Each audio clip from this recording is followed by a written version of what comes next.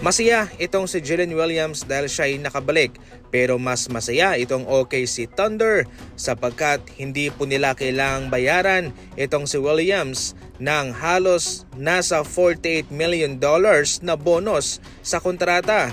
Umabot kasi ng 19 games ang kanyang absent dahil sa kanyang injury, at dahil doon na-violate ni Williams ang 65-game rule ng NBA para maging eligible sa mga All-NBA honors. Kapag yung isang player kasi ay nakapasok sa All-NBA at meron pang mga awards na matatanggap, ay tsak na lalaki ang kanyang kontrata at meron siyang bonus na matatanggap.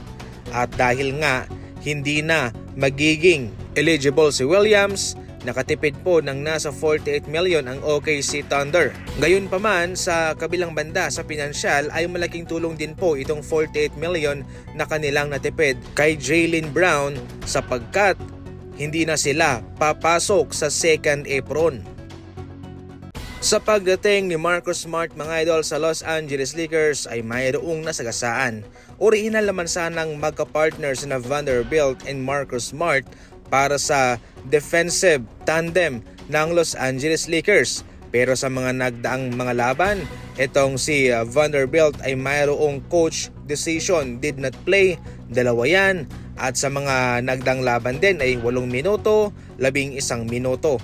Bumababa ang kanyang playing time para sa Los Angeles Lakers. Ngayon mga idol, isa lang po ang patutunguhan nito. Walang iba kundi ang trade. Kahit na nga hindi pinapalaro ng Los Angeles Lakers itong si Vando, ay malaki pa naman ang kanyang value. Kahit na hindi man siya pumuntos ng malaking numero, ay malaki ang kanyang naaambag sa depensa. Kaya magiging mabango siya sa mga kupunan na naghahanap ng defensive player. Mayroon kasi siyang injury mga idol, at ngayon ayaw rin pong maputol, ayaw rin pong gibain ni Coach JJ Redick ang momentum na ito para sa kanila. Kaya sa ngayon ay DNP muna siya, at kung siya'y pinapalaro, maliit na numero na lamang.